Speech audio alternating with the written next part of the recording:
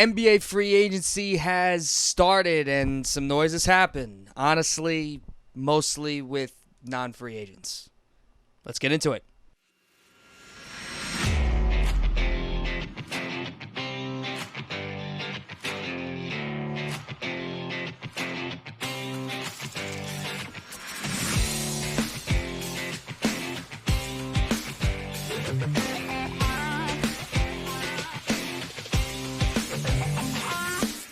So the inevitable happened.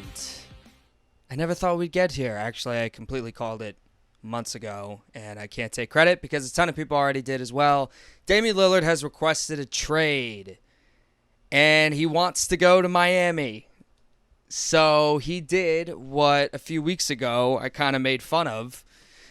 I said, he went on a podcast and he said Miami and Brooklyn as obvious destinations. Obviously, he drank the Miami Kool-Aid, and he obviously wants to go to Miami. And he's made that very clear, whether it by Shams or Chris Haynes or whoever. Chris Haynes is the one I'm following for this story. I think he deserves it, knowing that pretty much every single crucial Damian Lillard story has come from him. Shams is a player guy. Woj is a general manager guy. So when you're seeing Woj say, well, Portland wants the best offer available, they're going to scour the league for everything, that's Woj reporting from the front offices. When you see Shams do the same thing with players, like he just wants to go to Miami, he's made that very clear. And Chris Haynes is obviously Dame's right-hand man, so you're going to get valuable information there. He listed Miami as the preferred, and then he also listed Brooklyn, and then to go along with Ramona Shelbourne's report, San Antonio is interesting. That was a little shocking to me, San Antonio. I don't think San Antonio really has a shot, although they do have a lot of picks. They can pull it off. I just don't know if it's going to be the right mix of Portland getting a trade package they like and Dame wanting to go there. I don't know. Maybe I could be wrong. But this is not shocking, okay? So when Damian Lillard decided to meet with the Portland Trailblazers front office, I think a lot of us, I know I did, expected that later on in the day, he could possibly request the trade. However, I was not surprised that, or I wouldn't have been surprised if they left that meeting and the word was, we're still going to move forward together, and then a few days later, Lillard asks out. That's what happened. It happened in the middle of the day on Saturday. It was a big deal. And there's going to be a lot of people, I've already seen a lot of people kind of hating on Dame. Oh, well, you speak of all this loyalty, and now you're asking out. First of all, let's face it, this Portland Trailblazers thing should have been blown up a few years ago. Dame is just a good guy, and he wanted to do it. Here's what I'm a little, I kind of call BS on the whole Dame, thing. So he says, I don't want to join a super team. I don't want to join a team with two All-Stars with Chris Haynes. And then he's making it abundantly clear he only wants to go to Miami.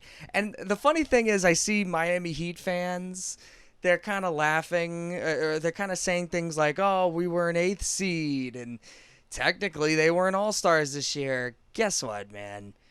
You can't say our trip to the NBA Finals was a legit trip, and at the same time be like, oh, but we were only an 8th seed. You can't have both things there. There are times where you can have both things. That is not one of them.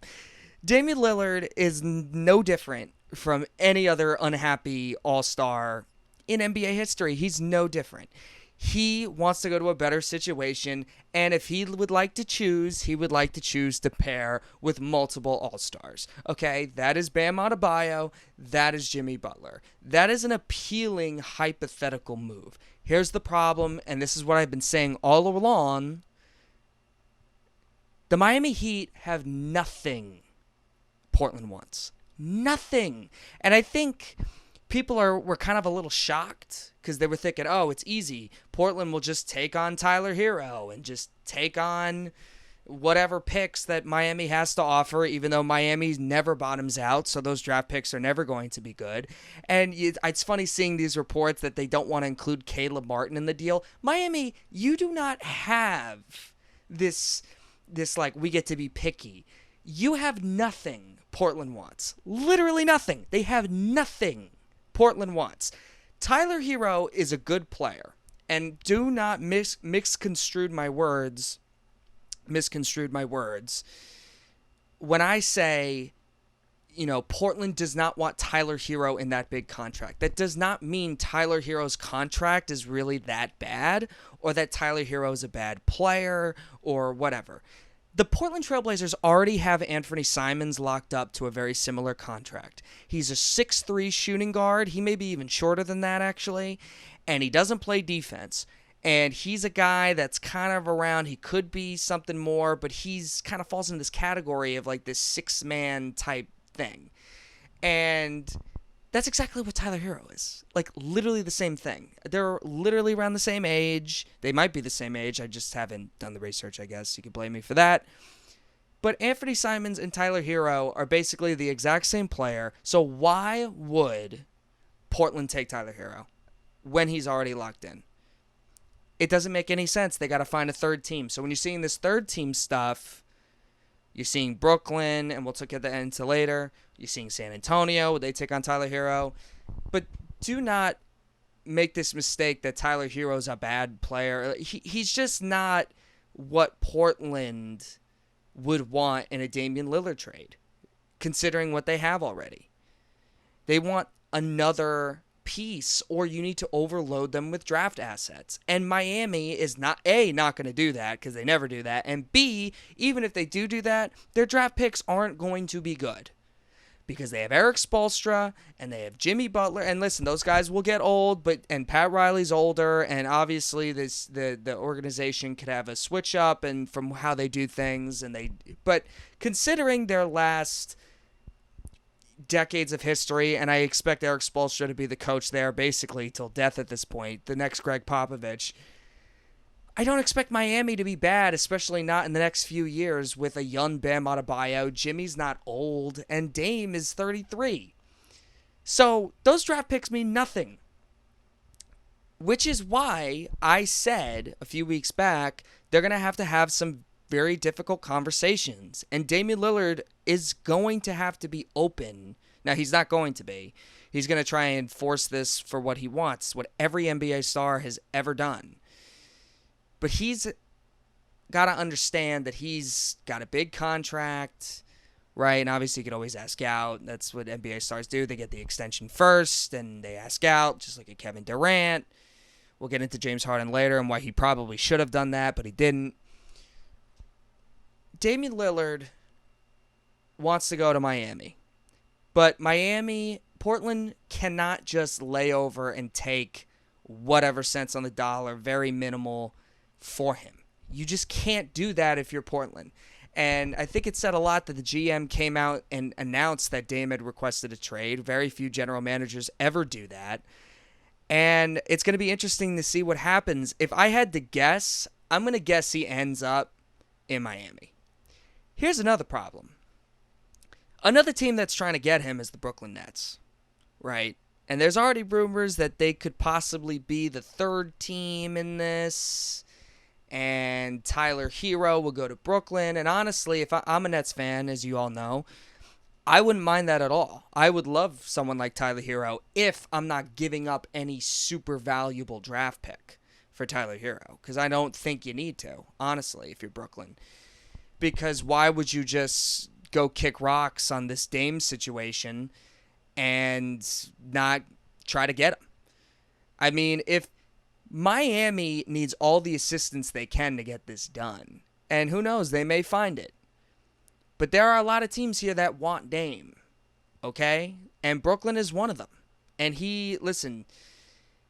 I think it's still possible that he could find himself not on the Heat. But if I had to bet right now, I think you have to say Miami's it, because most of the time players get their way here.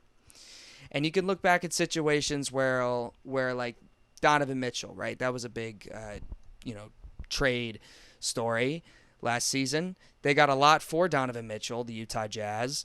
They didn't expect Lauri Markkanen to be this player that he ended up being, so they had to overload with draft picks, talking about Cleveland, of course, to get Mitchell. When you're not giving up players that catch the eye of an organization, you better be giving up the picks. Look at the James Harden trade with the Nets. I've talked about this in the past. Karis LeVert and Jarrett Allen. Houston didn't even want them.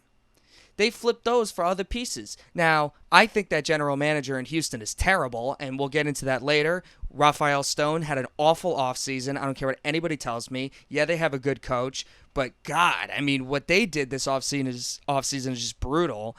And but safe to say, you want draft picks for stars if you're going to rebuild. That's all you want. You're going to be bad that year. You're going to tank. And you want maybe some interesting pieces, or you want some expirings and veterans that you could flip for more first round picks. And Brooklyn has that. San Antonio has that. Utah has that. Now, he came out and said Brooklyn was another team. He said that a few weeks back. I don't know how true that is anymore. But I think if you're the Nets here, yeah, they want Tyler Hero, but they're being, if you notice, they said, yeah, we'll take Tyler Hero, but we want to be also compensated for participating in this 3-team trade. Because the reality is they also want Damian Lillard, okay? The Miami Heat weren't the only name that he mentioned a few weeks back. So knowing that Miami doesn't have the leverage that they may think they do just because Dame said they're the number one option, and people could disagree with me all they want, Miami's offer is crap. And if Portland is going to trade Damian Lillard to the Heat, that third team better be giving them more valuable stuff, or they're going to take crap. And that's really what this comes down to. So I think that's why you haven't seen the Damian Lillard trade happen yet. Not think, I know.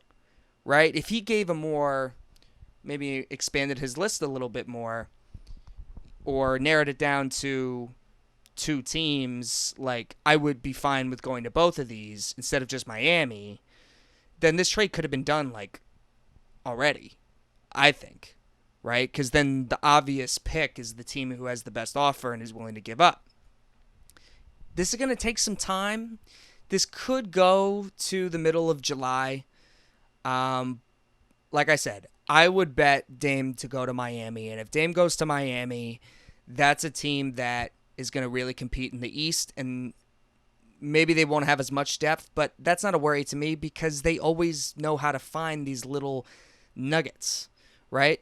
These little nuggets that you find with Max Strus, Gabe Vincent, who we're going to get to later as he go into the Lakers. They even found, if you go back a few years ago, they found, not a few years ago, almost 8 years ago, when they found Hassan Whiteside. Right, Hassan Whiteside was a second-round pick. He got cut, and he was all of a sudden in Miami playing really good minutes for them. And obviously his career didn't turn out as what people expected. But when he first got to Miami, he was really valuable. Or Josh Richardson, he's another guy. So if Dame goes to Miami, don't worry about the depth thing because they'll find something. But Portland would be taking on a crappy offer for Lillard. And honestly, that may be what you deserve and get for trading this guy 2 years late. That could very well be. I mean, they may just be forced to take an offer they don't accept. Right? That could very well be. So, it's going to be very interesting. I still think he goes to Miami, though. And I'm going to admit wrong for the past few weeks of what I've said. I stand by what I said. I stand by for this whole time that Brooklyn has the better package, and he mentioned Brooklyn on a podcast as a destination a few weeks ago. So I was somebody, and not only that, he's considered for the last few years. He said, I don't want to join a super team. I don't want to join a super team. Well, if Lillard goes to Miami, you could argue they're the best big 3 in the league as in regards to fit. Right? Obviously, talent, you got to look at Phoenix, right? Durant, Booker are 2 top 10 players in the league. I'm not sure Jimmy Butler and Lillard are both top 10 players in the league. Maybe Jimmy Butler, maybe not Dame Lillard. You know what I mean? It's a little different. But as far as someone who's going to sacrifice, defend, that's Bam Adebayo, right? And then Lillard and Jimmy do the heavy lifting. But that's still joining 2 All-Stars. This team was just in the finals. I don't care if they were an 8th seed. They were just in the finals. They've been in the finals twice in the last 4 years, and they went to the conference finals last year and were 1 shot away, or I guess 2 seasons ago. They were 1 shot away from going there again, and they were a 1 seed. So, yeah, I get it. Lillard wants to compete. He wants to win. But it goes against everything he's said in the past. I'm just letting you know.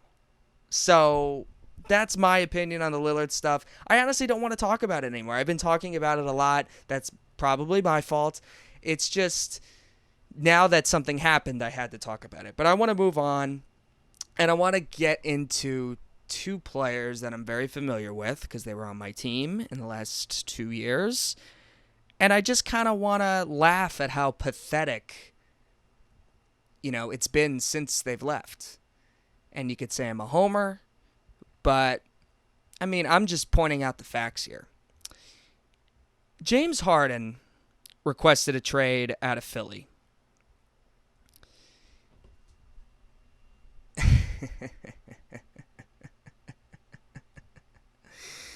This guy, man.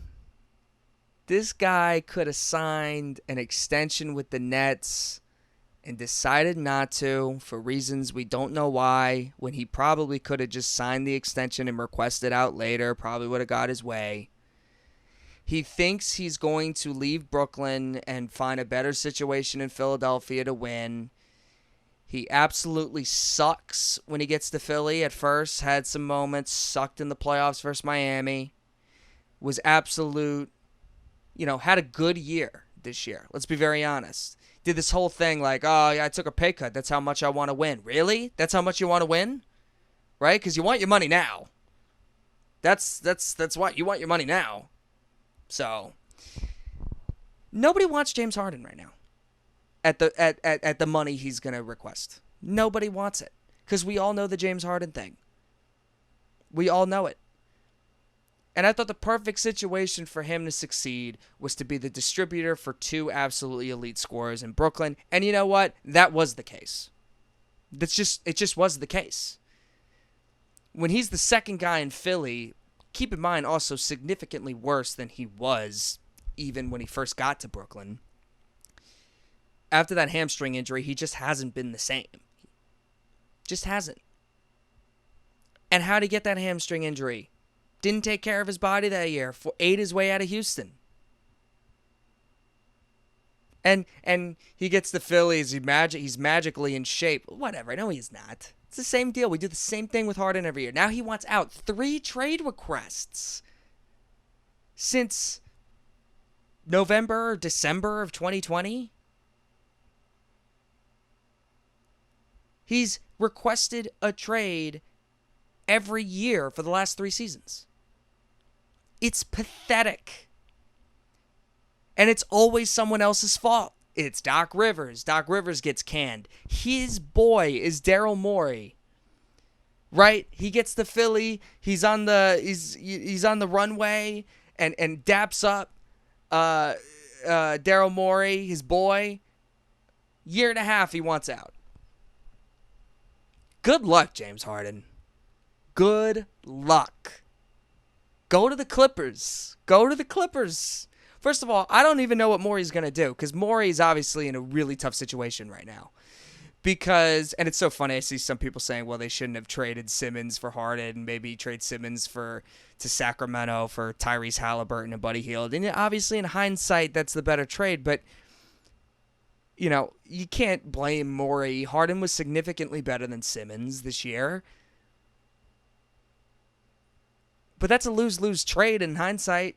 You look back, it's like, well, Brooklyn obviously lost the deal because Harden's a better player, and none of those guys they got back in that trade are there anymore. Seth Curry's gone in Dallas. Good riddance. Probably one of the most, people think Seth Curry's way better than what he actually is. This year had a very, very down year. He was injured coming off that ankle. Andre Drummond's in Chicago. He's whatever at this point. And Ben Simmons, you could make every excuse for him in the book. He's literally the worst contract in the league right now. And he may not even be an NBA player anymore. So you can't say Philly lost the deal, but Harden did not do his job. And who knows? Maybe Harden thinks he did because he had probably 2 of his best playoff performances in NBA history. And he obviously thought that was good enough because in Game 6 and Game 7, he didn't show up. again. It's not if, it's when with James Harden. And we do it every year. He's in the playoffs, and we're like, well, is this it? He flames out. He's a loser. You could say I'm being harsh, but any player, and hold on a second, he's a great player. He's one of the all-time greats. I think the Nets shouldn't regret trading for him because he is one. I respect him as a player, and I respect him as a talent, and I respect that he tried to play through a hamstring injury in big games. I don't give him crap for that. Some people actually do. They look at his performance shooting the ball and they're like, "Why did he was hurt?" It's unfair to do that. I'm talking about his antics afterwards. Okay? Forcing out of teams, barely giving it a chance. Ever since this guy left Houston, where he was very loyal to, he has become an ultimate diva. And you know what? He's probably going to get his way. Because if he comes back to Philly on that 1-year deal, guess what he's going to do? Look at what he did in Houston and look what he did in Brooklyn in that Sacramento game. It's disgraceful. And someone's got to call him out on it. It's garbage. And listen, he can't do that in Philadelphia. As much as I can't stand Philadelphia fans just because they annoy the crap out of me, that is a passionate, awesome fan base. And if James Harden comes into camp overweight, doesn't show up to some stuff, plays like crap, gives no effort defensively, he's going to get booed like crazy. Okay? It's not going to end well. So if I had to guess, I think he goes to the Clippers.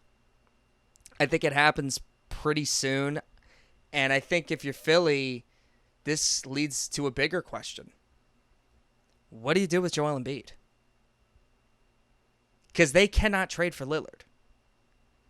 Yeah, would Portland maybe find Maxey more appealing than a Tyler Hero? Possibly. Are we sure Tyler Hero? Are we sure Tyrese Maxey's way better than Tyler Hero? Are we sure about that? Small guard, can't defend. Listen, I think Maxey's a good player. Philly declined his option, so he's going to be, or they declined to extend him, so he's going to be a free agent next year. I mean, that contract could get really ugly. So maybe the plan is Daryl gets a bunch of role players, maybe some picks from the Clippers. I don't know how many picks they would have to offer, honestly, to check it out later. But I guess the plan maybe is to stay flexible and competitive this year with Embiid, have Maxey run the show, try to sell that whole thing, maybe keep Tobias Harris, expand his role a little bit because he's been a little unhappy. Or maybe the plan is to bring back James Harden. Maybe the plan is to... But they can't get Lillard. All this stuff about Dame Lillard going to Philly, it's like, wow, wouldn't that be great? Dame Lillard, Joel Embiid fixes both everybody's problems. Portland has to say yes to these trades, people.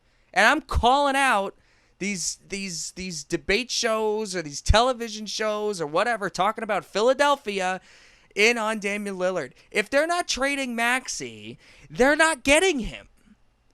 And they don't even have the picks. And why would Portland even want Maxey? Maxey, they already have Simons. They have Shaedon Sharpe. They have Scoot Henderson. What value do they have for Maxey? Exactly. Plus, Philly doesn't have picks. They can't even get involved in this. Seriously. Definitely can't outbid a team like Miami. It's basically a similar package, only Miami can actually offer more picks. And the thing is, Miami's picks are going to be garbage, so it's pointless.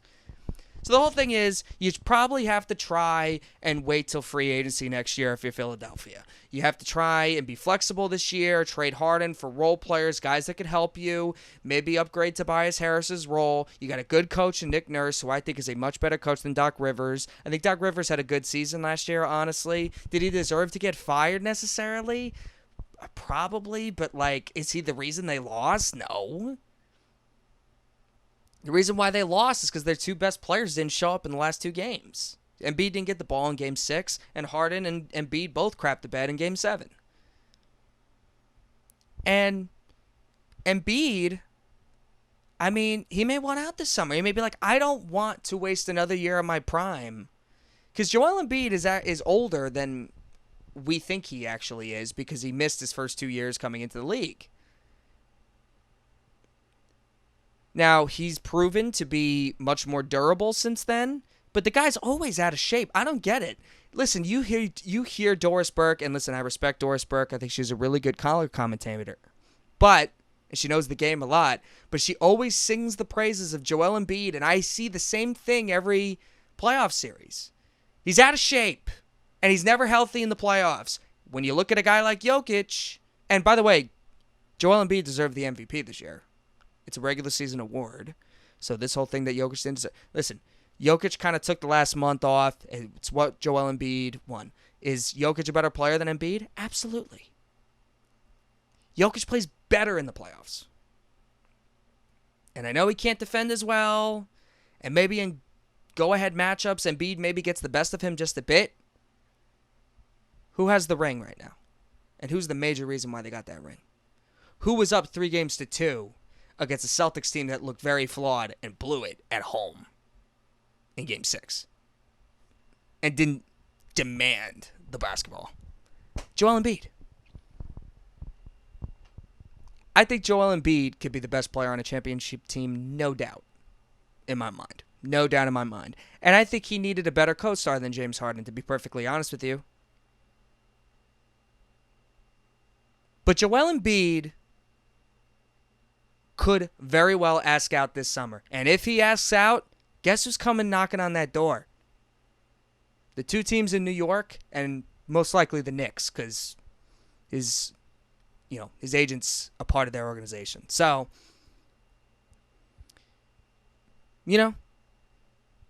Knicks have all those picks. There's a reason why they didn't want to trade for Donovan Mitchell. They didn't see him as a needle mover. They were clearly right about that.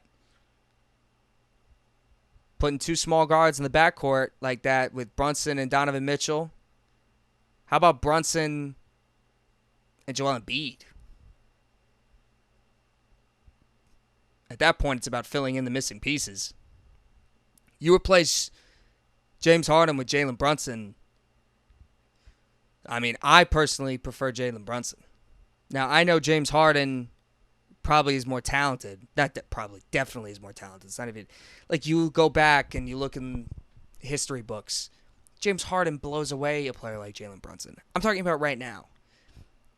Give me that guy who showed up for the Knicks this year and almost single-handedly took care of the Cavs in the first round.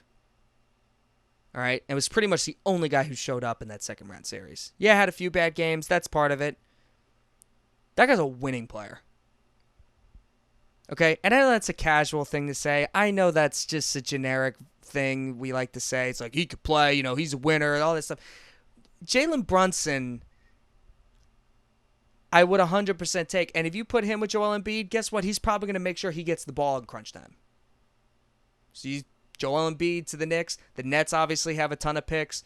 I don't know if Joel Embiid would have as much interest in Brooklyn unless maybe they got Dame, right? So if they got Dame and Bridges, and then the Nets can, because the Nets have so many picks that they could flip those for even another guy. Maybe put like a Claxton and a bunch of picks and maybe some of the young players and try to get Joel Embiid. And you form like a Mikal Bridges, Joel Embiid, Dame big three. That was always the appeal to me. So when people said, like, why would Dame go to Brooklyn? The whole thing is that he would go there. He would have a market to recruit guys, and they have a lot of flexibility to make another move while he's also playing on a competitive team. That's why Brooklyn is appealing. Not just because, he's just going to play with Mikal Bridges and Cam Johnson and Nick. No, you got to think a few moves ahead here. That's obviously not the plan, right? But Philadelphia has to figure this out, and they got to try to communicate with Joel Embiid and try to keep him, level-headed in all this, because he very well could be very upset. And maybe he wants Harden to go. I have no idea. Maybe he's sick of Harden as a co-star.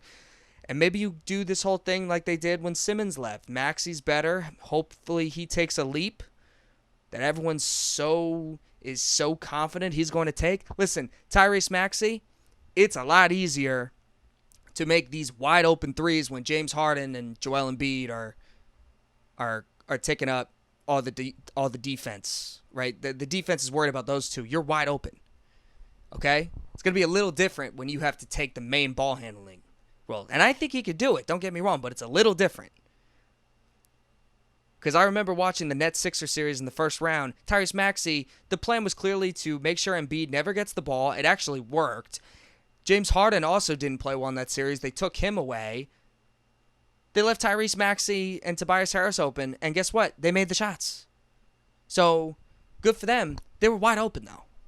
So, it's going to come down for Philly on keeping Joel Embiid level-headed and happy. And who knows, this could drag into the season. This could be an off-season thing. Who knows? But I expect the Harden thing to end relatively quickly. The Knicks stuff is stupid. It doesn't make any sense. Brunson and Harden is an awful backcourt.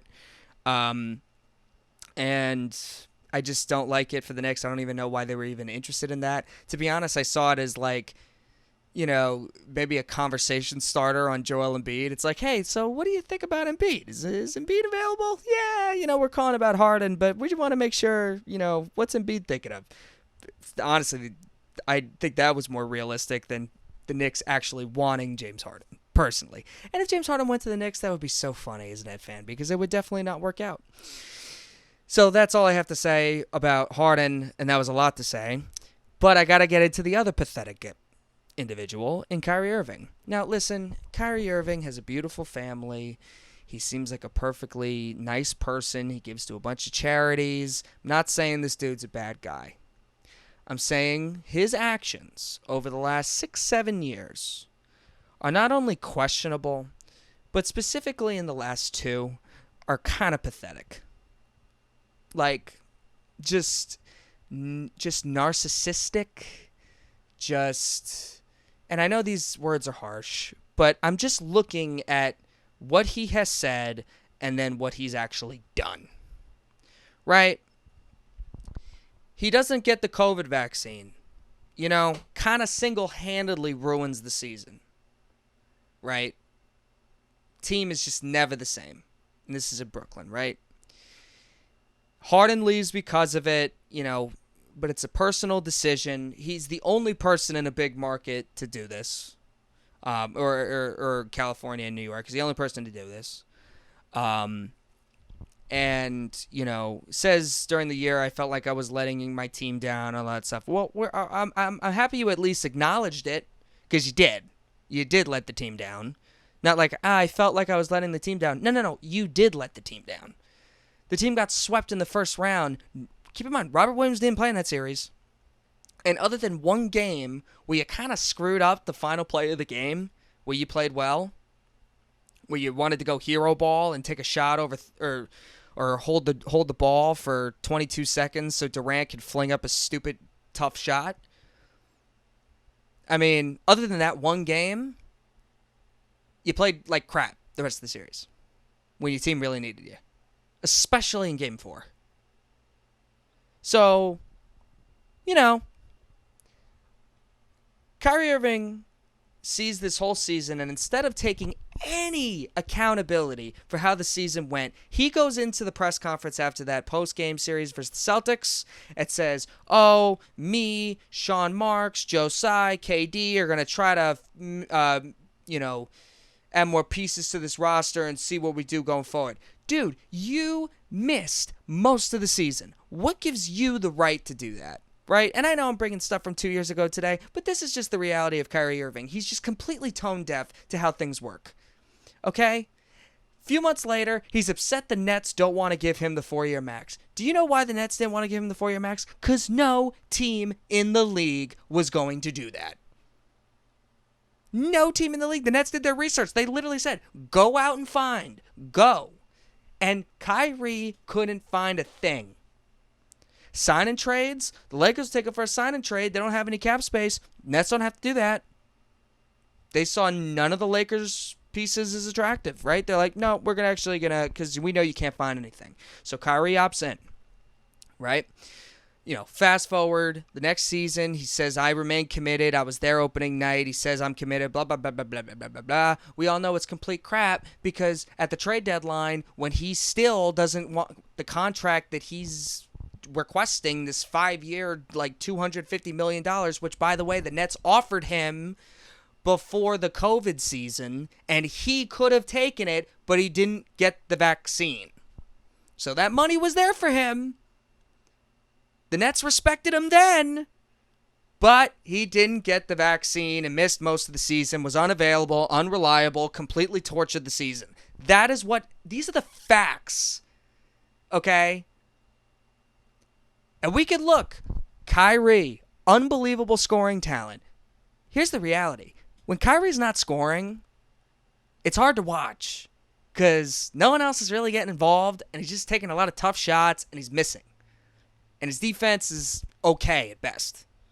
Okay? And, there are times where Kyrie Irving could be a really good defender. I mean, look what he did against Steph Curry in the NBA Finals. All right, he's a 6'1", 6'2" guard. And when he's surrounded by crappy defensive players like he was in Dallas and certain stages in Brooklyn, it doesn't matter. If he's not scoring, it's honestly like he doesn't impact the game. That's why when you look at the record of his teams where it's just him, it's not good. Or it's 500. Or it's slightly below 500. That's the reason. He just doesn't move the needle as much as his talent, what you see in individual highlights or plays or certain performances, makes you believe. So after all this, the Brooklyn Nets, by the way, they offered him a 4-year contract, max contract. They just had things in the contract that are like, hey, we would like you to play the games. We just want to make sure you're committed and playing. And he's like, they were disrespecting me for that. Okay, I want to trade. He goes to Dallas. What happens in Dallas? They're 5-11 when he plays with Luka. And they were the 4th seed when they got him, and they didn't even make the play-in. They tanked the final few games so they could keep their pick because they desperately need more to improve that roster. And Dallas had a good draft. Not really blaming Dallas. Okay? But it was proven that Kyrie, and by the way, Kyrie missed a decent amount of games. Even in not even the final 23 games of the season or whatever, he still missed games. Whether it's, what was it, knee soreness, I think? Missing in that Denver game where they desperately need him. No Luka Doncic. I believe Luka Doncic didn't play in that game. So this Kyrie stuff, and he thinks he's gonna get this contract from Dallas, but even Dallas won't give it to him. So then Dallas go see, and what does he do? I'm gonna meet with the Phoenix Suns. You mean the team that literally can't acquire you? They would have to sign and trade DeAndre Ayton, at least I think, or you were gonna take the veteran minimum. It's garbage. The Lakers didn't even want him. Even with LeBron. Oh, I'm going to recruit LeBron to the Mavericks. I want you guys to trade for LeBron James. It's nonsense. This man is nonsense. And here's what's going to happen. It's not going to end well in Dallas. Just not. Look at the teams in the Western Conference. Listen, they may make the playoffs. I'm not saying they're not a playoff team. I expect them to be a playoff team this year. Full season together, I expect them. I mean, I hope. You have Luka Doncic and Kyrie Irving. I hope you can make the playoffs in a full season. But Kyrie can miss a lot of games. Maybe Luka's injured. Not a lot of depth. You're absolutely screwed, Dallas. But now you've put yourself in this position to where if Kyrie screws it up, which judging off the last 7 years... And let's face it, if LeBron doesn't go to Cleveland at all, in 2015, which I know is a big if, but still. If LeBron doesn't go to... Are we saying it still didn't end well in Cleveland? And LeBron was there. Didn't end well in Cleveland, didn't end well in Boston, didn't end well in Brooklyn, and it's not going so well or so great so far in Dallas. What makes you think it's going to end great in Dallas? And guess what? When he leaves, Luka's going to be like, who am I with? And he's going to want out. That's an inevitability. I'm calling it now. You can look back at this. You can make fun of me in 2 years. I'm calling it now. This guy, Luka Doncic, is going to be sick of Kyrie Irving sooner than later. Okay?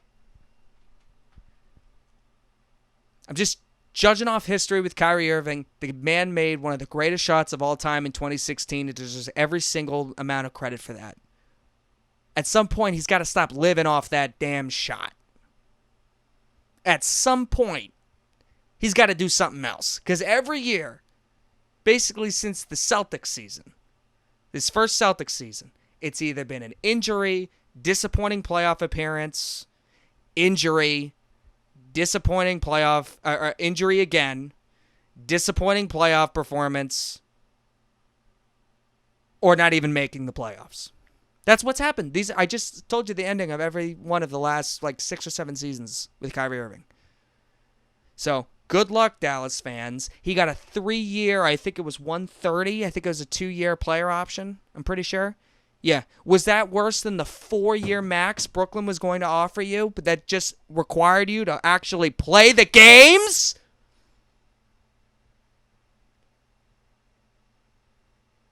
But maybe I'm not calm. Sorry, I'm not at peace with myself. Right? I'm just not at peace. I'm just an angry individual who's upset at the world, and I need to find my peace. Play the games. That's all people want. Play the games. Just play the games. And maybe Dallas can actually do something. But as far as this goes, that's how I feel about it. Coming up next, just some other little Nuggets things. I want to talk about the Houston Rockets. What are they doing?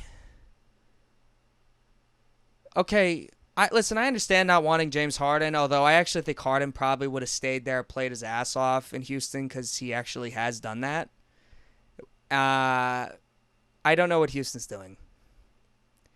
Listen, I like Fred VanVleet. I remember seeing Fred VanVleet I think he played at Wichita State, right? Yeah. I went to a Seton Hall Wichita State game. I'm a St. John's fan, and I went to St. John's, so obviously, but I live in New Jersey, so I don't look at Seton Hall games as fondly as I used to. But Fred VanVleet is a nice player. Here's the reality. He had a bad year last year, and he's 6 feet tall, and he's 29. And are we sure he's way better than Spencer Dinwiddie at that contract that Spencer Dinwiddie's on right now? Are we sure he's better than that? Because I understand Dinwiddie could be frustrating, and sometimes he thinks he's better than what he is. He's also 6'6", and kind of showed an ability to be a scorer and a playmaker, and he could accept the roles as 6-man too. And he's played in the conference finals and I'm just saying, is Fred VanVleet that much better? Because he's getting paid $42 million. I believe that's what it was, $42 million. Now, as much as I don't like that deal individually for Fred VanVleet, I understand it, right? Because Houston is kind of in a situation where you look at a lot of their team. You look at a lot of players on their team. This is why I think Raphael Stone's a bad GM. It's not necessarily the talent that he has, right? Kevin Porter Jr. is talented. I really like Şengün. Jalen Green was a no-brainer pick. He hasn't really lived up to the hype, but Jalen Green is going into his 3rd year and has shown immense talent at scoring the basketball. I think he's definitely someone you have to believe in, right? And Jabari Smith, right? So there's him. This team clearly lacks an adult in the locker room. And I thought Patty Mills going there was interesting, but they're shipping him to Memphis, who also needs an adult. Patty Mills had a really bad year last year for Brooklyn, didn't really play at all. I thought he could have done something. But Fred VanVleet is an adult and could help get Houston's crap together, right? He could do that. So I'm not doubting that. It's the Dillon Brooks signing. That's the one where I was like, who was even competing with you? 4 years, $80 million, $20 million a year for Dillon Brooks? Who you could say Memphis wasn't cool saying what they said, like, we're not bringing back Dillon Brooks under any circumstances. Listen, as much as that's not a good way of doing business, a part of you has to be like, well, yeah, obviously, Dillon Brooks brought nothing but annoying unlikability for that team and just drama that was unnecessary, talking crap to LeBron James, and sucking while doing it. I mean, Memphis Grizzlies fans had problems with Dillon Brooks even before that, whether it was shot selection, mostly the shot selection. They admired, okay, he obviously seems to defend hard, and maybe that's why Udoka brought him in. And I don't know if Udoka is the one who made that decision. I'm sure he was okay with it, but I could use Dillon Brooks in my defensive schemes.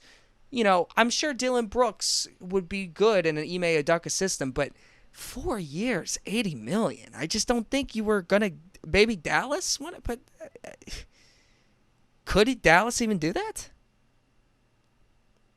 I just don't get it. I don't get that one. So, yeah, I don't get Houston's plan. I understand they got Jeff Green. I actually liked the Jeff Green signing. I do. It was cheap. Get an adult in the rim. Fred VanVleet, Jeff Green, fine. Not a stellar offseason. Not James Harden. Not Cam Johnson. Not Brook Lopez. They almost got Brook Lopez. But I think Lopez turned it down, wanted to go back to Milwaukee. I didn't really get the Lopez fit too much, but I guess because they already have Şengün, but I guess you could play them both together because Lopez could space the floor. Şengün as well as Crafty. And I just think that I think Houston's trying to compete a little this year because they obviously don't have control of their draft pick. It's why I said I wasn't concerned about doing that James Harden trade. I did not have faith in Raphael Stone. I just didn't.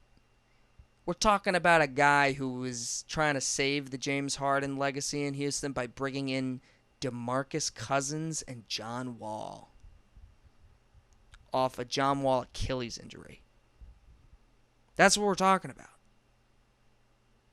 And instead of keeping Karis LeVert and Jared Allen in the trade and possibly flipping them to someone else for really valuable stuff, he gets Victor Oladipo and Kelly Oubre and Rodion Kurucs, who I liked for 1 year, but let's face it, not a young talent, right? To bring back in a James Harden trade who was coming off multiple MVP candidate seasons, averaging like 32 to 34 a game. I mean, sorry if I don't think you're doing a great job as being the GM of your team. And sorry if I don't think... Now, he said no to Ben Simmons. I mean, that probably worked out. Right? I'm just saying keep Jared Allen and Karis LeVert and try to flip them. But obviously, he had other plans. And, yeah. Sean Marks is good at drafting, too. And the Nets are not going to be very bad this year. I don't think. They're going to be competing. They're going to be in the hunt for stars. They have all these draft picks, so it didn't go well, and they still have a ton of draft picks. So it's why I didn't look at that Houston trade as like when KD asked out and Brooklyn seemed to kind of blow it up. I just didn't buy Houston fans being so excited about it. Like, those picks aren't going to be good, and guess what? You're not good yet. So the swaps aren't even going to be good. So you may not even be able to swap them some years. So, yeah, that's how I feel about Houston. I just think they're lacking direction. I think they wanted to get adults in the room, and I think Udoka is definitely a good coach. But we'll see how that works out in Houston. I don't think they're better than... I'm just looking... Unless Jalen Green, Jabari Smith, Şengün take major leaps, they obviously can. I don't see how Kevin Porter Jr. remains on the roster. He obviously is a talented guy, but just seems to be a dude that, I don't know, just like coaches don't gel with, right? Cleveland didn't gel with him. Now in Houston with Silas, although I didn't think Silas was a good coach anyway, but, we'll see. We'll see if he tries to pull that crap with Udoka, because Udoka's probably going to get on his ass. So Denver, Memphis, Sacramento, Phoenix, Clippers, Golden State, Lakers, Minnesota, Oklahoma City, New Orleans, Dallas, Utah. Hell, maybe even San Antonio. Is Houston better than any of those teams? Seriously. Is Houston better than any of those teams? They better hope those young guys develop. So, other stuff. The Kristaps Porzingis trade. This is interesting because Kristaps Porzingis is a perfect fit in Boston for what they were lacking. Get a younger guy in there, spread the floor. Actually scored well in the post this year. He didn't in Dallas, but scored well in the post this year. Spaces the floor. Is a 7'2" guy that's going to be open, because they already got to worry about Jaylen Brown and Tatum, which, by the way, what Jaylen Brown's not locked in yet. We'll see what they do there. I don't imagine that Lillard thing is real. I don't think Lillard wants to go to Boston, and I don't think I don't know if Portland would want Jaylen Brown. I don't know. Right? Maybe they would. Maybe.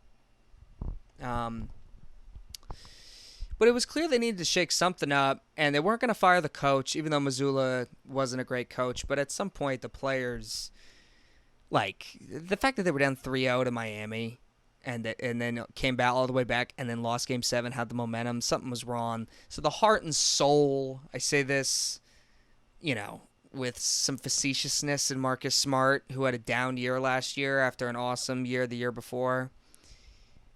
Robert Williams couldn't really... You can't rely on him. Horford's getting older. You're not bringing Grant Williams back. So you couldn't bring back the same team. So Brad Stevens, if you're looking at this from a front office standpoint, he got Kristaps Porzingis and 2 first-round picks. Now, if you look at it from the Grizzlies side, it's a great trade for them because Marcus Smart is kind of exactly what they need. They're not going to have John Morant for 25 games. They just lost Tyus Jones. I like Tyus Jones a lot. I think Tyus Jones is in a perfect situation for himself as a career in Washington. I think he could be a starting point guard, earn a bag, and then probably go to his traditional spot of coming off the bench. I've always loved Tyus Jones ever since Duke. But Kristaps Porzingis in Boston is great, but Marcus Smart in Memphis is very valuable for them, despite Smart having a kind of declining year. Not kind of, definitely a declining year. Right? He's essentially a much better version, mature version of Dylan Brooks. Only this guy's played in much bigger games. Doesn't talk nonsense. And honestly, could be the best thing for John Morant, along with who else they signed, which was Derrick Rose. Derrick Rose probably won't play a lot. But you know what? He's going to be there for Ja. And I liked what Memphis did from that standpoint, bringing in Marcus Smart and Derrick Rose. Here's the thing for Boston. As much as Smart, he was kind of dinged up this year a little bit, he played in those big games. We can't say that about Porzingis.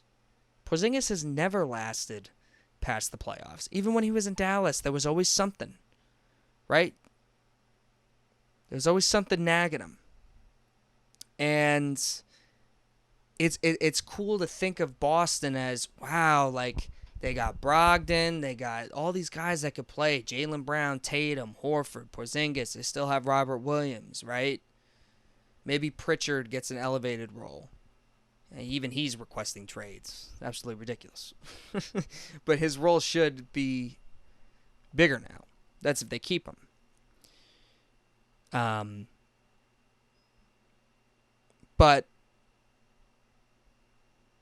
he's essentially a perfect fit. But is that, we're going to see if that toughness aspect that Marcus Smart brought to the Boston Celtics is legit. I'm not going to say it's false, and he played too. He's a valuable role player that does all the dirty stuff. Porzingis could score. There's no doubt about it. He could defend. He's a super talented big. Mixes things up in Boston. Maybe Horford's that vocal leader. But they ultimately need Tatum and Jaylen Brown to step up. And they need Mazzulla to be better next year. With the Brogdon stuff, you got to hope he's healthy. He gets hurt a significant amount. Injury is stopping the Celtics team. So, as much as I think this makes Boston probably my favorite roster in the league, like from a talent standpoint, because Denver just lost Bruce Brown, they lost Jeff Green, two guys that I liked. As much as Boston... And by the way, speaking of Bruce Brown going to Indiana real quick, how Mike Malone's quotes aged beautifully. We run this back, right? Well, you lost Bruce Brown. Maybe do a little research and don't say that out loud. I don't know. Is it just me? Just don't say it. There was no need to say that. I just feel like not enough people are talking about that because it's Denver, and I don't know if anybody really cares, which is sad because, Denver won the championship and they deserve it. But, back to Boston real quick. They are my favorite roster in the league, I think, with Porzingis, Tatum, and Brown. I think they fit really well together. But it's going to come down to those two guys showing up, and hopefully a healthy Porzingis is playing in the playoffs, which is a big if. Huge if. And Joe Mazzulla's there. So, there you go. Let's talk about the Lakers' moves. I was shocked. I was watching First Take the other day, and Brian Windhorst actually underrated.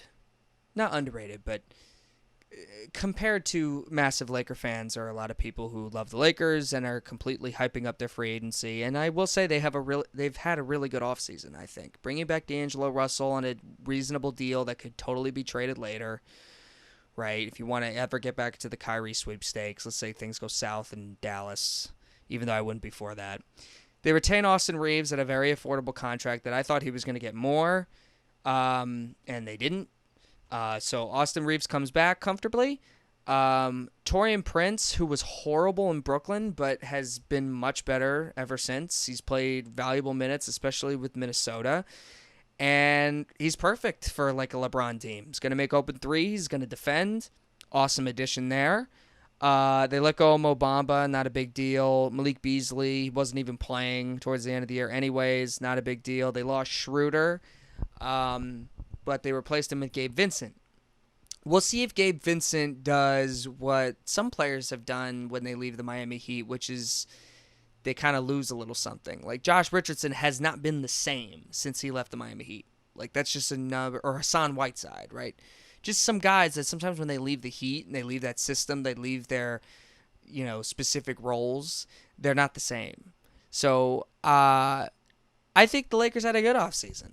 And sure, could you argue maybe they're the biggest winner in free agency? Sure, I don't think that's really saying much because honestly, this is a really weak free agency class. And the two best free agents are kind of knuckleheads in Harden and Irving. So it's not really saying much, but I'll give Lakers fans that. Do I think the Lakers got better? Absolutely. And I think Denver got worse because they lost key guys. And who knows what their draft picks end up being. We'll see who steps up next year. Maybe Michael Porter Jr. is even better. Maybe Murray's even better with that championship confidence. But as far as on-paper moves, the Lakers got better.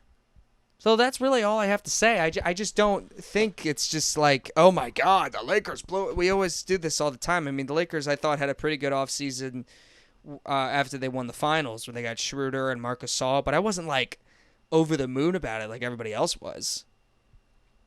To me, that was probably a better offseason than this one.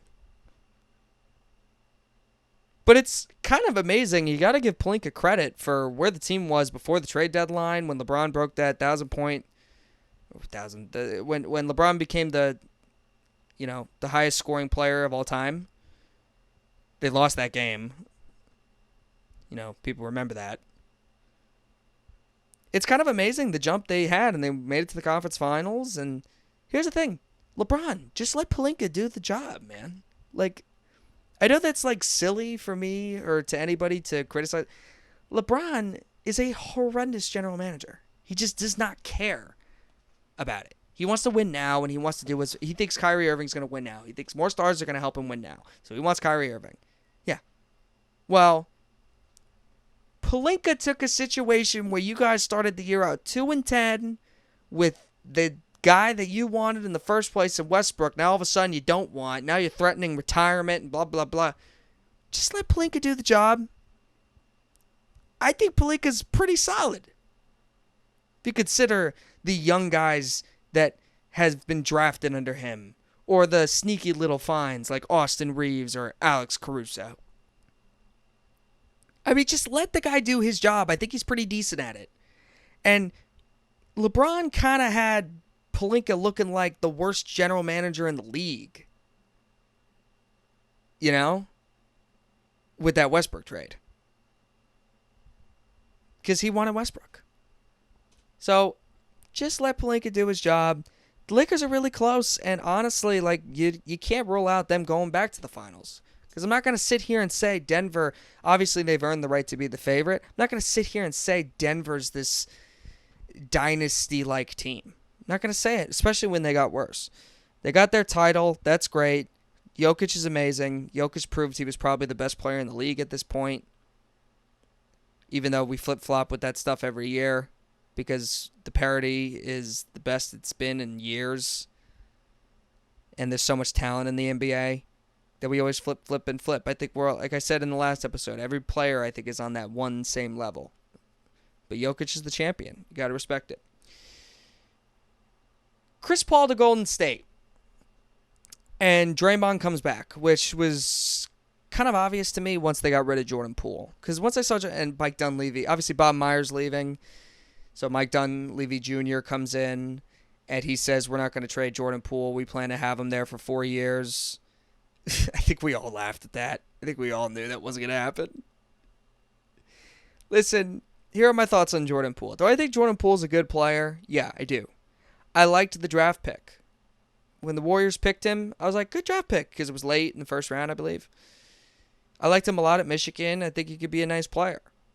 And then he kind of got a rocky start in the league, and he got better the second year. And then the year they won the championship, he had a really good season. And it was really effective for them. But then people started, it's what we do with the Warriors fans all the time. Like, they just completely overrated this guy. And completely overrated the value of James Wiseman. Completely overrated the value of Jonathan Kuminga, who I expect not to be back. Completely overrated the value of Moses Moody. They're not good. Okay? Moody's all right. Kuminga, I would say, is good. It's fine. Like, I think Kuminga could be a good player. But I'm not going to sit here and say I'm super impressed with Jonathan Kuminga. I'm not. And Wiseman, it's why I wasn't losing sleep over when people talk about Bob Myers as this amazing GM, I think he's a good GM. I just look back at that draft, and yeah, it was a weird situation with COVID, sure. But I think, what? I mean, you could have had Mo Wagner. Could have had LaMelo Ball. I mean, I guess it's unfair to nitpick. He obviously has built the right depth around 3 championship teams.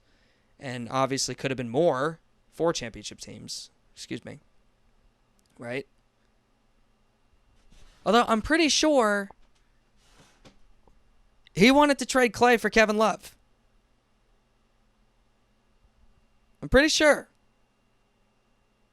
And Jerry West stepped in and said no. So, whatever with the Bob Myers stuff. But Chris Paul goes to Golden State and replaces Jordan Poole. Is Chris Paul the ideal fit in Golden State? No. But he's going to be better than what Jordan Poole gave you. And you had to break up Jordan Poole and Draymond. You had to do it. You had to get Jordan Poole off the team. He clearly was upset about getting punched in the face. It sucks. It's not his fault. I could argue it was all it was all Draymond. It's all on Draymond. Jordan Poole just was clearly affected by it. They had to send him away to a team where he could, really develop and get his shots up. Washington is that place, right? Chris Paul in Golden State will be interesting. It's not, like I said, an ideal fit. Some people are like, I don't get it. I look at it as if, he's playing with Steph. I think he's a smart basketball guy. Yeah, this is play style not really fit it because he's a pick and roll guy. They are more read and react, sure, but Chris Paul can get it. I'm pretty sure Chris Paul can get it. And he struggled shooting the ball last year, but I think he can hit an open three in Golden State. I think he could get that back. So with the Chris Paul stuff, I'm just like, he's better than Jordan Poole. And yeah, you had to get rid of that. You bring back Draymond. You lost Dante DiVincenzo. Whatever. He's on the Knicks. Knicks probably overpaid for Dante DiVincenzo. He's kind of what they need, right? They needed more shooting. And obviously, he's going to add to the Villanova chemistry they got going there. And as much as it's kind of hilarious to look at that and be like, all right, what are you doing, man? Is this college now? You started basketball in the college? It has made this Knicks team closer together. And it's something I have not seen in my lifetime in NBA history. I don't think it really has been done, where they just constantly are bringing these guys and these teammates over. And I know Knicks fans desperately want Mikal Bridges. Newsflash, you're not getting him. So that's really all I have to say about the Chris Paul Draymond stuff. The John Collins trade, John Collins was finally traded. Atlanta got absolutely nothing. And that's kind of what I expected. I mean, I just would have, if you were not comfortable with giving him that money in the first place, I understand they went to the conference finals and you kind of had to do something with that. But John Collins is, the Nets were always interested in John Collins, and I was always like okay with him at the right price. Phoenix was going to trade for John Collins before they traded for Durant. John Collins in Utah, I mean, we'll see what he does. They kind of have some nice front court players there already. They already have Lauri Markkanen. They already have Walker Kessler. Like, they got some guys. So I'm curious to see what his fit will be there, but if you're in a Utah situation, you can't be worried about fit, really, because they're not really great. I mean, they can be better next year, but they're not really great. So I want to quickly just touch on Phoenix's depth. The thing with Phoenix and their depth is simple. They have no money. So they have to try and make the best of what they have. And honestly, they probably did do that. They got Eric Gordon. And when I say they have no money, I mean they had no money to spend on getting guys into their depth. So they seem to be pretty set here. It looks like they're going to keep Ayton. We'll see how long that lasts. Ayton, Bradley Beal, Kevin Durant, Devin Booker. Obviously looks good. You bring in Eric Gordon. Eric Gordon's a good addition, although he's going to be playing a lot what I think Bradley Beal is going to be doing, and that's the catching and shooting part. So maybe you put Eric Gordon and Beal out together. Yuta Watanabe I liked a lot last year for the Nets playing, but we'll see if he can recapture that. But he's probably, Eubanks is fine. Like, Bates Diop is fine for what they got. I mean, it's all fine. But the reality is this team, if there's an injury, like, they obviously still have campaign. If there's an injury, they're kind of screwed. So my feelings on Phoenix are very simple. They got to win the title this year. If they don't win the title this year, they ain't winning it. I don't think they are, personally. Unless they're clearly the best team this year and then an injury happens. But even then, I still wouldn't feel great about them running it back. I'm a Brooklyn Nets fan, so you could say I'm out to get Phoenix fans. Sure, you can have that opinion. All I know is that we own pretty much your whole future. And you do not have a draft pick till 2030. You don't have a draft pick. Your scouting department has a useless job at this point because they're looking. They're going to look at young players in the draft. Your role players don't have trade value. Bradley Beal has zero trade value because of his contract and his no trade clause. Kevin Durant in 2-3 years, you're not going to get great value for that. I know he's Kevin Durant. I still expect him to be a really good player. But you know what I also expect? I expect him to play 45 games a year. We'll see if Booker stays healthy. I expect Beal to play 50-something games a year. And knowing that I just saw a big three that struggled to stay on the court with someone as durable as Harden was at that point in his career, and that team had depth, Phoenix did the best that they could with the resources that they had, but I don't know. Still not picking this team to win the West. I know they're going to... I expect them to be awesome. If they're fully healthy, I'll take them, sure, against anybody. I think they got as best a shot as anybody. But they better win this year. And if they don't win this year, they better win the next. This is a 2-year window for Phoenix. That's what I'm saying. I know Phoenix fans, you think you're going to be good forever. I know that's what it feels like when you first assemble a team like this. You better be good.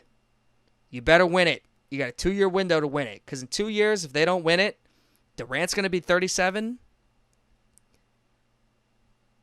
People are going to be unhappy. Bradley Beal's going to be 2 years older. His contract's still going to look bad. No depth, no picks to make the team better. I mean, you're going to have to pay those ridiculous taxes under the new CBA. I'm just saying, man, you better win this year. And obviously, if you win it, it's all worth it, right? If you win championships, if you win a championship, it's worth it. It's so hard to win a championship. Phoenix has never done it. They've come so close, and they've had owners that have basically taken that away from them. That's not what this owner's doing, right? He's trying, right? You could see it. He's also not doing it he's not really being that smart about it. It feels reckless. Because as much as the Nets, as much as you have to do that Kevin Durant trade, they did give up a lot. And who were they really competing with? Did they really have to give up 5 first-round picks? Did they really have to give up maybe even Cam Johnson in the deal? Or could they have added someone else and then have Brooklyn keep Durant, and then Durant's value gets lower in the summer where he also wants out? Did they have to do that? Because that leads to the Bradley Beal thing. Because when you make a big trade like Durant, you give away most of your future, and you have Chris Paul, this unmovable contract, it seems like, out there. You look at it as an upgrade, clearly, right? Chris Paul and Shamet, you turn that into Beal, but they've given up every second-round pick, swap, control of all of it. Like, you've lost control. So, it's going to be fascinating to see what Phoenix does. They better win. Last NBA topic I want to talk about today is Minnesota. Now, I know you're probably thinking, like, why Minnesota? They just paid Naz Reid a pretty big contract for a backup center. They have 3 centers that are getting paid on this team, plus Anthony Edwards, who just got a big extension.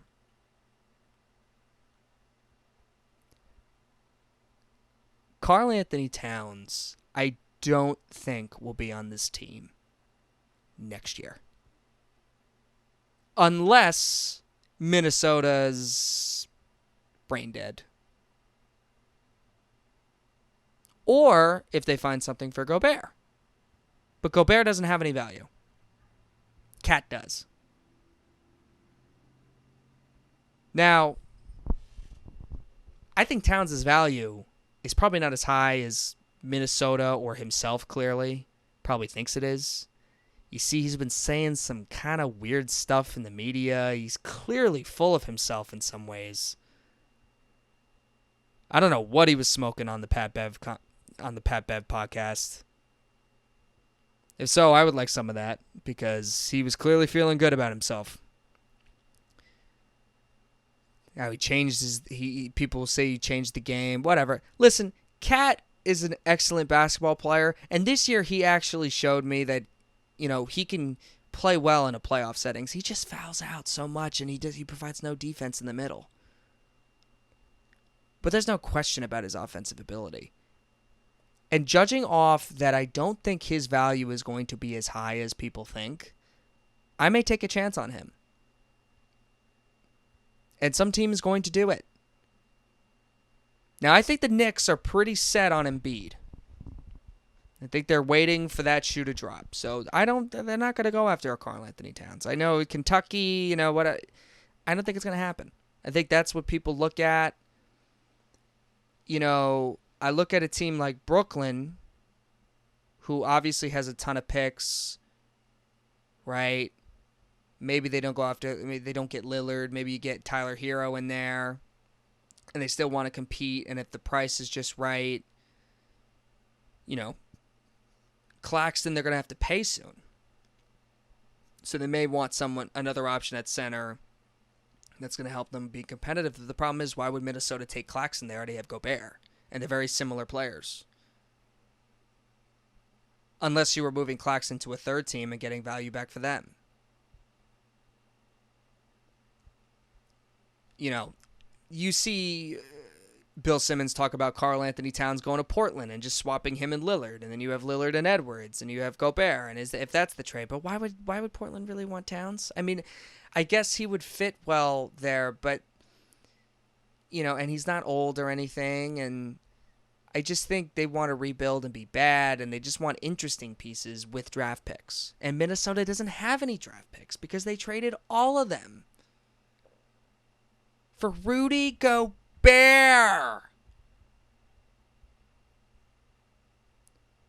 So because of that, they clearly want more defense in the middle. Cat wasn't giving you that. They got rid of D'Angelo Russell, who's inconsistent play. They got a point guard in Mike Conley, who I think is a good fit there. They have Anthony Edwards. All right, McDaniels, even though he stupidly hurt his hand, he's a valuable player for them. There's no doubt about it. So Cat, who really can't play the 4 as well as people think, or they must have assumed.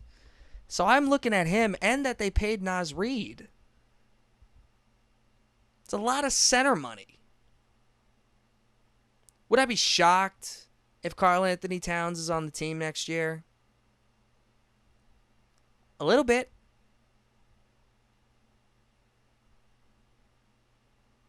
So he's the guy I look at. And, all the eyes are on Lillard now. All the eyes are on Harden. But you got to look at guys like Cat, maybe Siakam. We'll see where Siakam is shipped. If we're just going to quickly, briefly talk about Toronto, Masai Ujiri's really lucky that Kawhi Leonard trade worked out for them and was a no-brainer to do. Because basically ever since then, and listen, they've drafted well, they developed a deep team, picked Nuggets out, but since then, I don't know. You could have traded Fred VanVleet and gotten something. And you just lost him for nothing. Fred VanVleet was an all-star this season before this year. So 2022. 2021, 2022. Fred VanVleet was an all-star. Okay? You said no to a Kevin Durant trade. You didn't, because you didn't want to include Scotty Barnes. And Scotty Barnes had a very down year this year. Right? I just see a lack of direction in Toronto, and I don't know what they're going to do. And they obviously got a new coach in there. right? Nick Nurse is gone. Nick Nurse is a good coach, but Nick Nurse was sick of these guys. Siakam and OG Anunoby are the two to look at. And they just signed Pirtle to a big contract. I was a little surprised of how much he got, which leads me to believe for the Nets standpoint that Claxton, that Toronto has pretty much no interest in Claxton at that point. So Siakam, OG Anunoby. Anunoby's been linked to the Knicks forever. We'll see if they pull that off. If they can bring in OG Anunoby and then possibly still. But here's the thing with Masai. He's demanding like 3 first-round picks for OG Anunoby, which I understand he wants the most out of his guys. But 3 first-round picks for OG Anunoby, who's good, but that's about it. He ain't Mikal Bridges. He's not Mikal Bridges. And it leads you to think, what's he asking for Siakam? Who I like a lot, and has proven he could be the second best player on a championship team. He has proven that. That, not Lowry, Siakam. And listen, Lowry played well that series. I'm not saying that. But Siakam was excellent that year. And Siakam's been the best player on 50-win Raptor teams. Right? That 2-seed Raptors team. He didn't play well in the playoffs, but he's been the best player before. You know, he's been really good the last 2 years.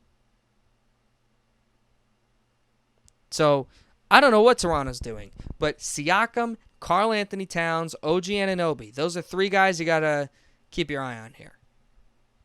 All right, there was some rumors about the Cleveland guards. They didn't really make sense to me. I expect those guys to be back this year. Maybe Jarrett Allen's gone. You know, maybe he's involved in something else. I have no idea. But that's something to keep in mind of. But that's all I really have to say so far about the NBA offseason. There's going to be more to come. I'm taping this July 4th at 7 o'clock. So you're going to see a lot of noise happen in the next few weeks about Lillard and all this stuff. But I just wanted to get my thoughts out on some of these early moves. There's definitely more offseason to go. Eventually, I would like to grade every single offseason and talk about every single team personally because I missed a lot of decent little moves. But I got everything that I wanted to get into today about the NBA. So that's really all I have to say about the NBA side of things.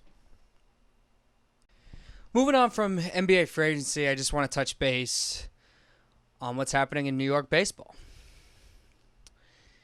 And the last time I spoke, both teams were really struggling. The Mets were really struggling. The Mets are still really struggling. You don't just, when you're that many games under 500, just because you win a few games, it doesn't mean that you just magically you're not struggling anymore. But I'm going to quickly talk about the Mets. I went to the Mets game on Friday night. They lost to the Brewers, but I mainly want to talk about Steve Cohen. And he addressed the media. And I honestly, I'm not a Mets fan. I don't understand how you could be upset with anything Steve Cohen had to say.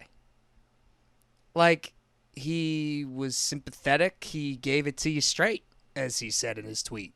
He just told everybody, listen, you can't build a team of free agency. You got to have a better farm system. We don't have, pitching's very expensive. Our pitching hasn't been good. And he basically said about the players is we've had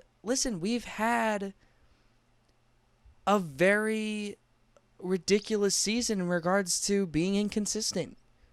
This is basically the same team that won 101 games last year, and you're replacing a DeGrom who, let's face it, missed most of the season. Not let's face it, it happened. Missed most of the season last year. Came back, wasn't really amazing, right?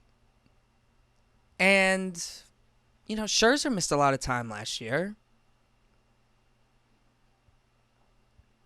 And you're replacing DeGrom, who's hurt again, and you got Verlander in there, who won the Cy Young last year. And was the Astros' best pitcher. He was the best pitcher on a World Series winning team. Is it shocking that he's struggling this year? No, because he's freaking 80. Okay, obviously he's not 80. Just don't mean to be upset at Justin Verlander. Okay, I saw Max Scherzer and Verlander pitch when I was 11 years old in the ALDS against the Yankees in 2011. Okay, they're old, so it's not shocking that both Scherzer and Verlander aren't pitching well. It was obviously a risk, but honestly, I looked at it in the offseason and was like, okay, I mean, at least Verlander is going to pitch, right? Like, DeGrom, he's already injured. So as much as DeGrom is like one of the all-time great Mets statistically, even though it kind of soured at the end that he wanted out and he obviously had no interest in playing for the Mets again. You know, Verlander's going to pitch. But the Mets are like, it's almost like a curse on them this year. The Edwin Diaz injury was bizarre. Just incredibly unlucky. Jeff McNeil's coming off a batting title last year. Lindor still hasn't given him that car. I don't know why. I mean, he's making $300 million. You can't get him your car? But okay. But McNeil's not. Maybe he's not getting him the car because McNeil's just hasn't been that good this year. Maybe he's like, yeah, I was going to give you that car, but you suck right now. He doesn't suck. But he's hitting a weak 270. So, you know, I was at the game Friday night versus the Giants. It's the only loss in that series. They end up winning the series. Because we're obviously, listen, I don't want to make this too negative about the Mets. They've had a good few games. They've won 3 straight. They beat the Giants 2 days in a row. And they just beat the Diamondbacks today. Okay, the Diamondbacks are really good. The Giants are good. The Giants own that last wild card spot, so a series win is a big deal. Now, the Mets, I believe, are 7.5 games behind the Giants. They obviously have a ways to go. We still have a little time before the deadline. But Steve Cohen's press conference didn't wake them up for Milwaukee, but woke them up a little bit lately because they're playing good baseball, at least in the last few days. They open up July, probably the best, not probably, definitely the best you could think of. But I was at that game Friday night versus San Francisco, and the Mets should have won. And it was just a case of just timely mistakes and just like finding every single way to lose the game. They get off to a good start, right? McNeil, I think he had 2 doubles, right? Or something like that. I could be remembering it wrong. But Lindor scores. Tommy Pham hits a big homer, right? Mets are up 4-2. David Robertson, their best bullpen arm this season, comes in. Gets the first out. What happens the next play? Pete muffles the grounder and then just completely overthrows and just is sped up. Because obviously the runner's coming in fast is because he muffed up the handle on the grounder. He's got to speed it up. Overthrows to Robertson at first. I mean, that's like, if you're Pete, just can't happen, man. It just can't happen. And Pete didn't play well. He didn't hit well in that game. So, you know, and then what happens? It messes up everything. Robertson gives up the walk, and then a 3-run homer. And you think this team is going to be mentally tough to come back into the game? From what we've seen this year? It was honestly hilarious how it all happened. Like, listen, I'm a Yankee fan, but I don't have anything against the Mets. I don't have this boiling hate for the Mets, as maybe some Yankee fans do, or at least Met fans do to the Yankees. I don't have a boiling hate for them. I don't. I enjoy Citi Field. I think Citi Field's great. I think it's a great field. I love going there for baseball games. They're cheaper, obviously, because they're not playing well. But just seeing how they found a way to lose that game against a team that they need to get a win off of. Like, it's a good team in the Giants who have overachieved this year. Could you imagine? Like, they miss out on Carlos Correa. They miss out on Aaron Judge or Arson Judge, but they got Arson Judge, right? They miss out on those two big guys. And they come in with this squad, and they may make the postseason. But if you're a Met fan, we could go into the season's over, right? I actually really appreciated what Steve Cohen said about firing people, right? In Billy Upler and Buck Showalter. Listen, is Billy Upler, did he do a great job at the deadline last year getting Daniel Vogelbach? No. I mean, I'm not going to sit here and tell you that. Daniel Vogelbach's been awful this year. He's, like I said in the last podcast, he's been the most hated athlete in New York right now. It's like not even close. Actually, I take that back because Josh Donaldson plays for the New York Yankees. But Daniel Vogelbach has been frustrating to the point where the whole season Mets fans have completely blamed unfairly on all this crap on Daniel Vogelbach.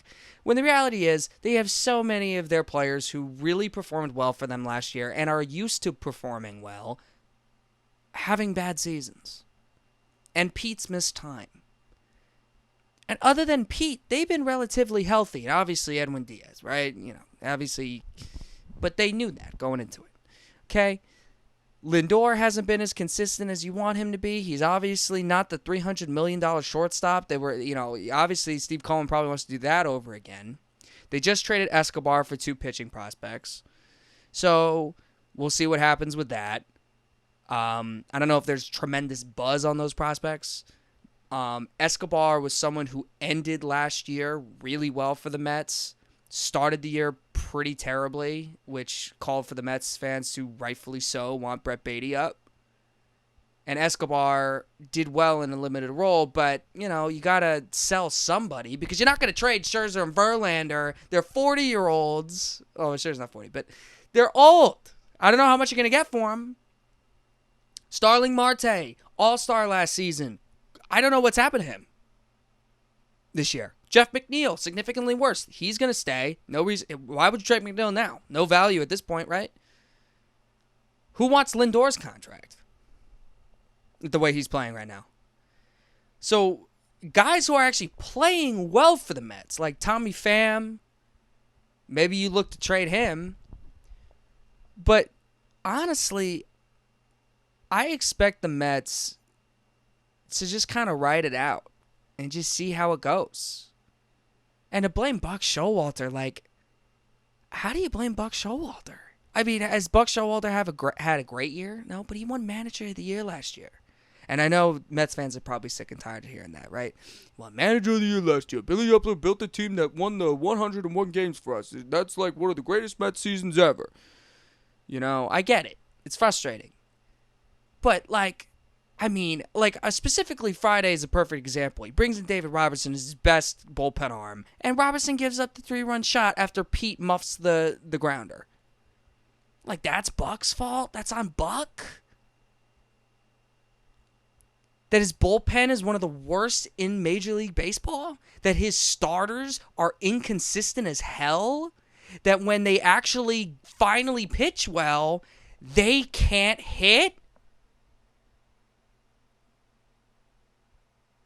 What, because they don't play Vientos consistently? It's all on Buck for that, I guess. I'm just saying, at this point, like I said in the last podcast, the players got to play better. It's really that simple. And Steve Cohen basically said that. He was like, listen, I'm not going to fire Billy Upler. He actually said, I'm going to be very honest with Billy Upler. I'm looking for a new president. He's going to be the GM under the president. It's widely rumored that's going to be David Stearns from Milwaukee. Right? So, he's going to come in, most likely, right? And then changes will be done to the roster, we'll see. But considering that this team had expectations to perform this year, and pretty much the majority of people had the Mets being a really good baseball team this year, I mean, when do we got to look at the players, man, and just be like, well, guys, play better. They have in the last 3 days. They have in the month of July so far. Hopefully they can keep it up. These are good teams they're playing, right? San Francisco is a good team who they need to win against because they're that last wild card spot. The Diamondbacks, no one saw the Diamondbacks having this successful of a year thus far. You got to go in there and get that win. No one saw the Mets being this bad. You got to go in, you got to get that win. And they did. Now let's see if they can win that series. But as far as the Mets, it's very simple. The players got to play better. And that transitions to the Yankees. First of all, shout out to Domingo Germán getting that perfect game. I was so upset that I missed it. I forget what I was doing that night. I don't even know what I was doing. I was visiting my family. I was visiting my cousins. Yes, that's right. I was visiting my cousins that night. And I saw that the Yankees were up. I just checked the score. I saw they were beating Oakland. You know, I don't really want to watch the Yankees kind of beat up. I mean, of course, I want to see them beat up on a team. But, Oakland, they're just such a boring, horrible baseball team right now. Just lifeless. You know, I feel so bad for those fans. Especially after the completely tone-deaf comments by the commissioner. God, that was awful. Just completely ignoring the real issues going on in Oakland. Good job, Rob Manfred. But that's another subject. The Yankees, I checked the score, and I was like, all right, they're going to win. Cool. And I was late, I was tired. I woke up, and I saw the perfect game. I'm like, what the? Domingo Germán? Good for him. Because he was coming off 2 horrible games. Booed off the field. Just horrible. And I like Domingo Germán as a pitcher because, you know, he's inconsistent. You want him to be more consistent. But there are times, man, where he pitched great. I remember last year, specifically in the Subway Series, he pitched awesome. Until he gave up that 1 homer to Vogelback. But it was deep. I mean, he just pitched a masterclass. So I look at Domingo Germán, and I think he's a valuable asset to this team, and good for him that he's able to get that perfect game. And if there's anybody trying to poo-poo it because, his history, and listen, I don't want to get into that. We're talking about on the baseball field, right? It was a great moment. Perfect games rarely happen. You're going to crap on, that's the society we're going to live in today? We're going to crap on, amazing achievements? Come on, man. And if Donaldson messed up that, because he didn't mess up the last play, it was on target, but I think it was to end the 8th inning. Donaldson almost threw the ball past Rizzo, and if that happened, God, I don't think it could go back to New York. I don't think it can go back to the Bronx. I just don't. And, you know, I don't want to make this about Josh Donaldson because the Yankees, even though they lost that series to the Cardinals, which was stupid, you know, they came out, they got a good win versus the Orioles yesterday, one of the best wins of the season, and they got a good win today as well.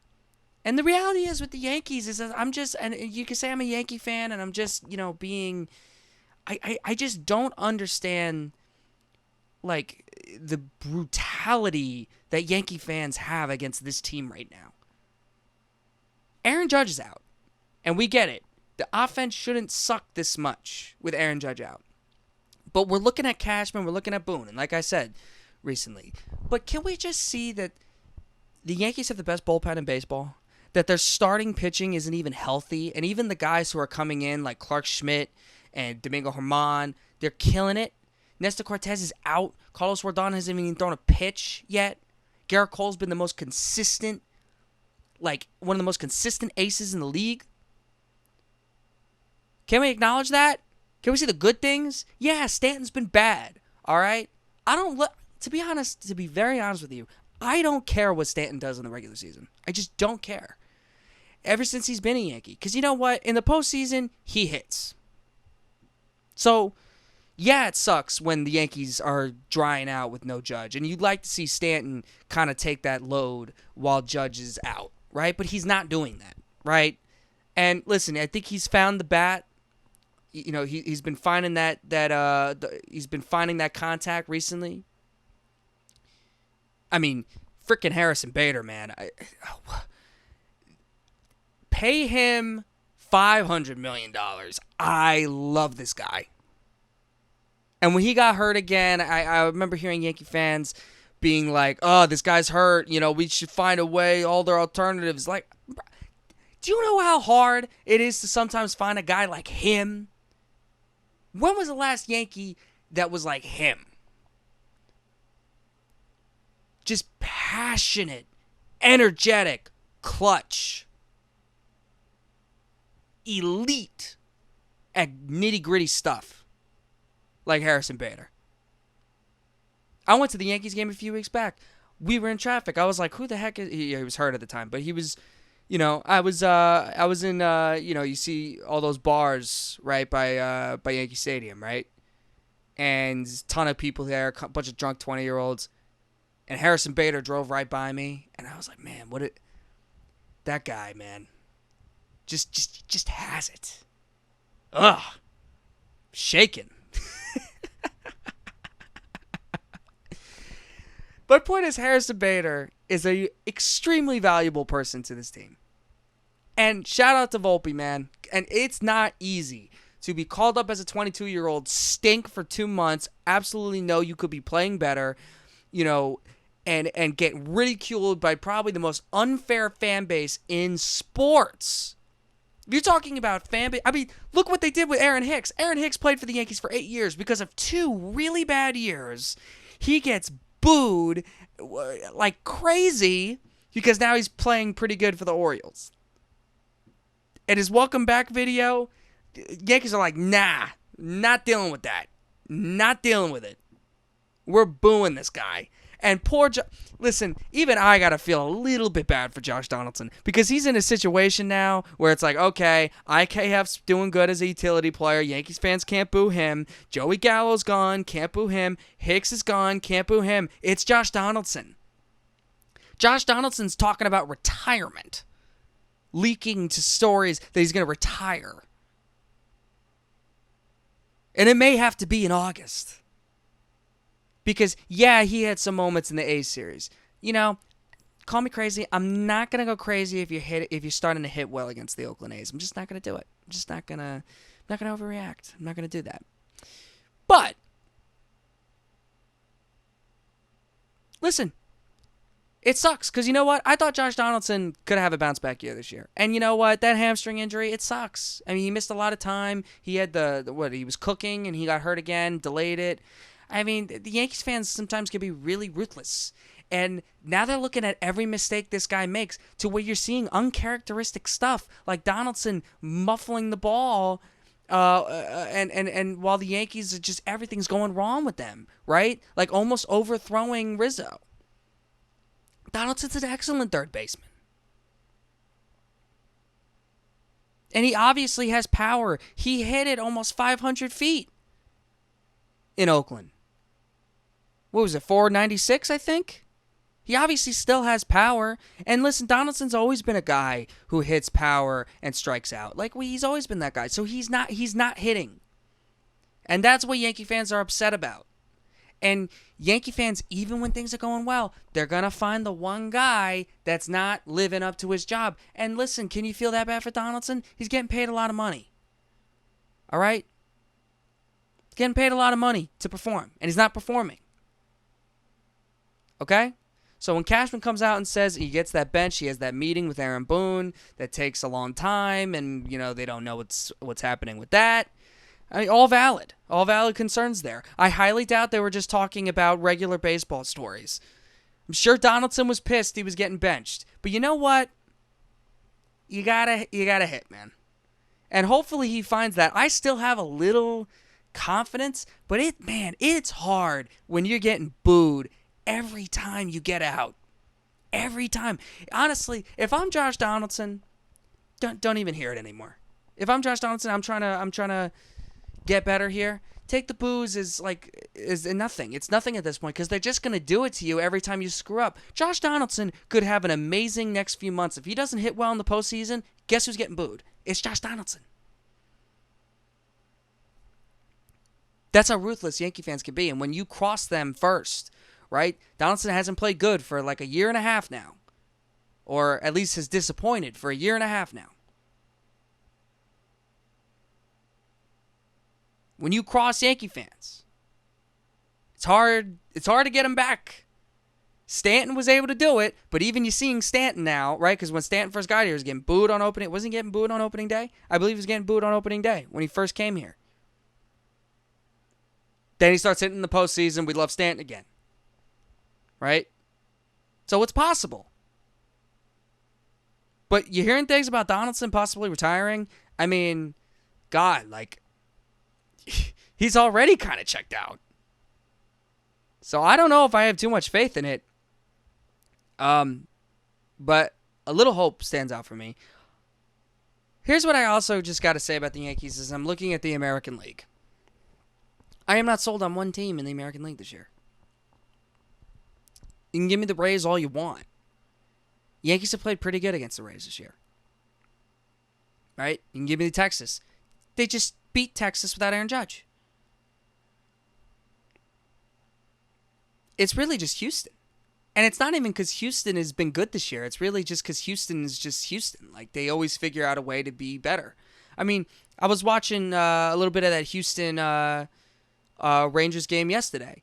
Houston's up 10-2. They blow the lead. Now, they found a way to win because they have that championship mental toughness, clearly. They're able to blow a lead like that and still, win. But it was a little concerning. Alex Bregman makes an uncharacteristic overthrow when they're trying to chase down the runner.